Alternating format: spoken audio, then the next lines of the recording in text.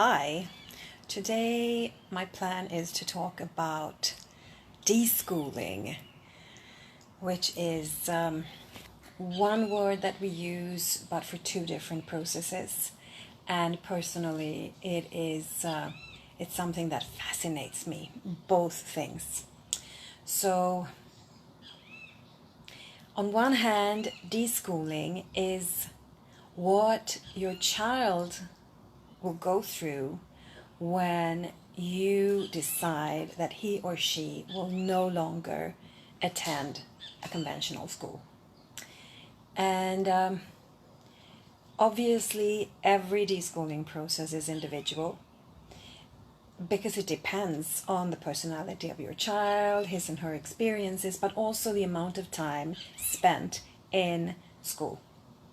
So is it a semester? Is it 3 years, or is it more? That will all affect the time it takes to deschool.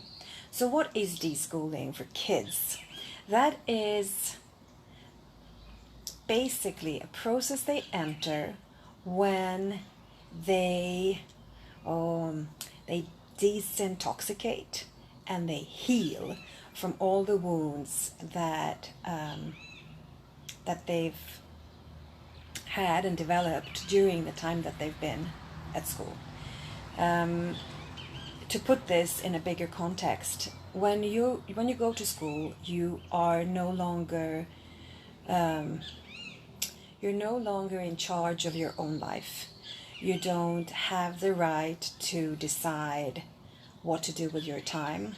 You don't have the right to choose what you feel like doing. You don't have the possibility of choosing anything really. Everything is based upon following the curriculum that is preset in school. Even, I would say, in Montessori school, curricula, or in Sweden now there is a curricula to follow, so Montessori goes down the drain there too, unfortunately. But even so, it is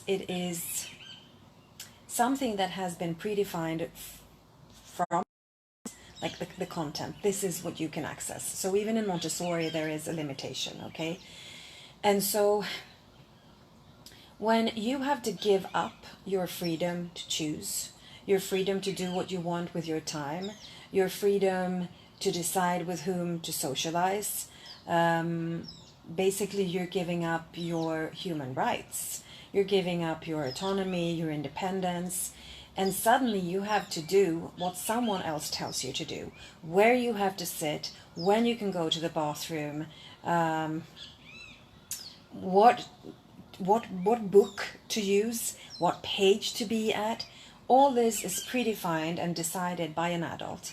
So that affects us. It affects us. It takes away our freedom, and it takes away our belief in that we are important as human beings, and that our choices, our connection to ourselves, our inner motivation, well, it isn't worth anything.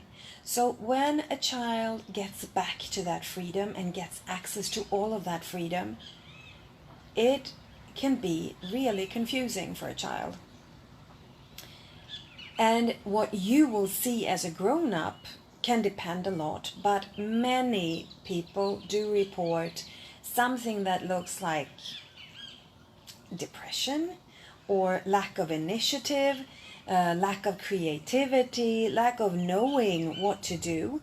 And it's normal because in school they haven't had the right to choose. So that's all normal. Now the only way to heal this is to give your child everything that the child didn't have access to at school, and that is your trust. Your trust that the kid will develop the way he or she needs to develop. And that means basically hands off mom, hands off dad. Don't go in there and try to steer up this this process. You can of course suggest things, but if your child insists on not wanting to do any of those things that you suggest, just leave him, let him be, And you can always say, if you change your mind, I'm here. If you get an idea, I'm here. We can do this, we can do that.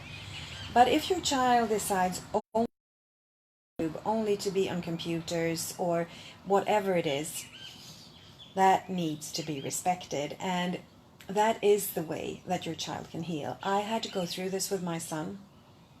And it was, for me, a scary process. I think that for my son, it was probably okay. It took him almost a year to come back.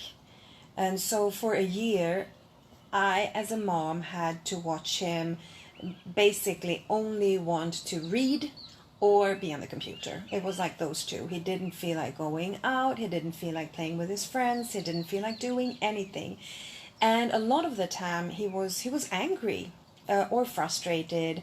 And I remember having a lot of fights and it was always like it came out of the blue. I would only really never know that, oh, this was going to be a topic of a fight. And now I can look at it and think like about all the frustration that he had felt during his time at school. It was 3.5 years for him. And all the frustration had to come out somewhere, and he took it out on me. Why? Because I'm his person. He can be pissed off at me, and I will never, ever, ever leave him or stop. That's what's happened. But for parents in general, this can be really a painful process. It can be hard to watch your kid deschool. And here is where your process enters too. This is the process where you need to really look at your own patterns that you carry with yourself from school. Like, what does it look like when someone learns? Do you really learn from just watching YouTubes? Like, you will have to question a lot of beliefs that you're carrying with you because of your own schooling. So that means that your process needs to be, it's a lot of work, it's a lot of inner work, and it's a lot of questioning what you think about learning, what you think your child needs. Why do you believe your kid needs that? What is it that makes it so hard for you to trust your child and your child's choices? And like, be constantly vigilant on all the judgments that will pop up in your head. Like, I had a mom telling me just yesterday, she was like, so what can I do to make my kids read? And I'm like, whose need is that? Obviously it's her need, it's not the kids' needs. And so if it isn't the kids' needs, let go. And if you want your children to read, you read. You sit down with the book and read to them until they will want to grab a book. And if they don't want to grab a book, that is perfectly fine. That's their choice.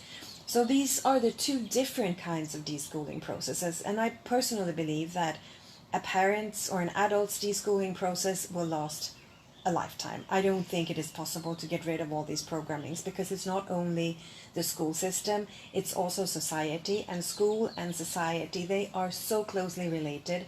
One feeds the other and vice versa. So I think that we're all basically just kind of brainwashed in believing that life should look in a certain way. These jobs are okay, this is not okay. Like, we have so many ideas and prejudice about stuff. And so I think that will affect us probably the rest of our lives. But once you enter this process, it's really cool, because you can actually support your child better. And you can support yourself better. You can become clearer what kind of life you want for yourself. And that's amazing. So, two different processes. One that doesn't take forever, and one that will probably take forever. And so with your kids, you have to be patient, you have to be compassionate, and you have to deal with your own fears and your own worries and your, what would I call that? This like, hurry, like this has to happen now. Remember, it's never too learn too late. Sorry, it's never too late to learn. It's never too late to learn. You can learn anything, anytime in your life. And just because your child is focusing on a specific thing right now doesn't mean that won't change. But actually, this is up to your child. It's not up to you. So becoming a good support, becoming an unconditional support, that is your job. And so good luck.